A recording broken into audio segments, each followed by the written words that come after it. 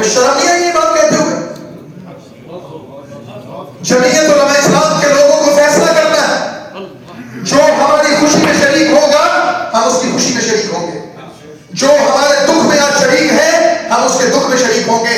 مجھے نہیں چاہیے ایسا مدرسہ، مجھے نہیں چاہیے ایسی خانقاہ، مجھے نہیں چاہیے ایسی مسجد، مجھے نہیں چاہیے ایسی مولویت کہ جو اپنے برسگاہ کے لیے، اپنی خانقاہ کے لیے، اپنے چندے کے لیے، اپنے مسجد اور مکاتب کی بلڈنگوں کی حفاظت کے لیے تو مجھے پکارتا ہے، لیکن میری ممبری کے لیے، میری جماعت کے لیے دیکھتا ہے کہ کتے نوچ رہے تھے، پی ٹی آئی نوچ رہی تھی، مسلم لیگ نوچ رہی تھی، یہاں پر پیپلز پارٹی نوچ رہی تھی، وڈیرے اور چور اور ڈاکو اور یہاں پر جگیردار نظام کے حمایت دار وہ ہم پر حملہ آور ہو رہے تھے اور وہ ہمیں ادھیڑ رہے تھے اور اس ملک کو کاٹ رہے تھے اور سارے کردار کے لوگوں کو پیچھے دھکیلا جا رہا تھا۔ کوئی عالم تھا، کوئی حافظ تھا، کوئی قاری تھا، کوئی دین کا نمائندہ تھا، وہ آپ کے دروازے پر کتاب لے کر پھر رہا تھا کہ میں تم سے ووٹ کی بھیک مانگتا ہوں اور تم کہتے تھے کہ میں غیر سیاسی ہوں۔ تمہیں شرم نہیں ہے یہ بات کرتے ہوئے؟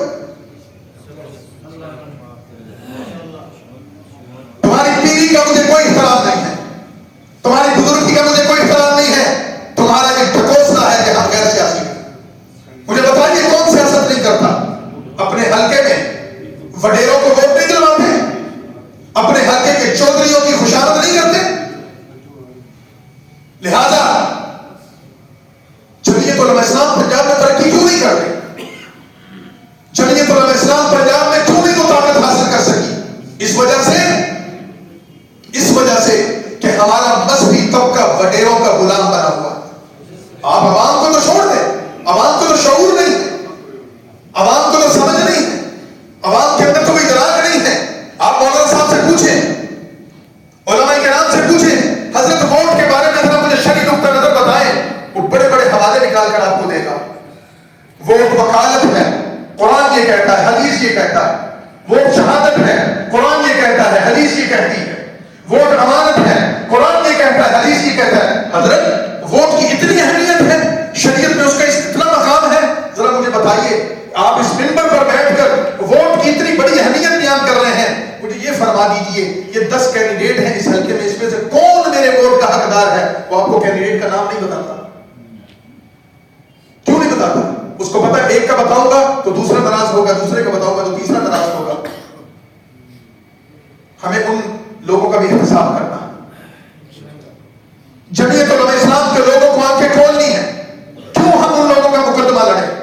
اور یہ بات میں ملتان کی مجلس عمومی میں نہیں کہہ رہا، یہ بات میں نے کہا یہ جمعیت کے سامنے عرض کی ہے، یہ بات میں نے مرکزی اجلاس میں عرض کی ہے کہ اگر میں غلط ہوں تو مجھے کوئی ٹوک دے کہ جو جمعیت علماء اسلام کو ووٹ نہیں دینا چاہتا اس کی مسجد اور مدرسے اور خانقاہ کی لڑائی جمعیت کیوں لڑے؟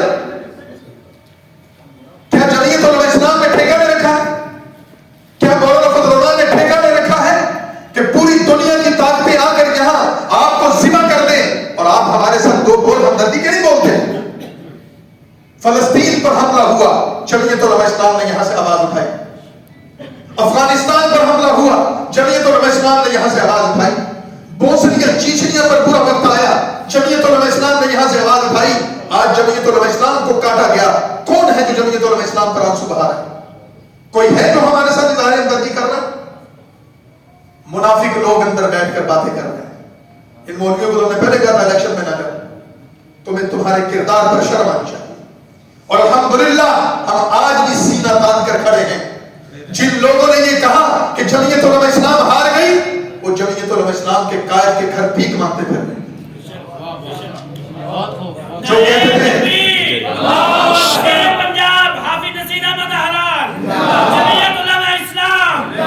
جو کہتے تھے کہ جمعیت علماء اسلام کی سیاست ختم ہو گئی، جمعیت علماء اسلام کے پاس نمائندگی نہیں، جمعیت علماء اسلام کہیں نظر نہیں آئے گی، نہیں سیٹیں جمعیت علماء اسلام کے پاس۔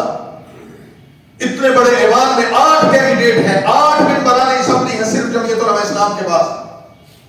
اور پہلے دن سے قائد جمعیت نے یہ فرما دیا تھا کہ ہم کسی کا حصہ نہیں بنیں گے۔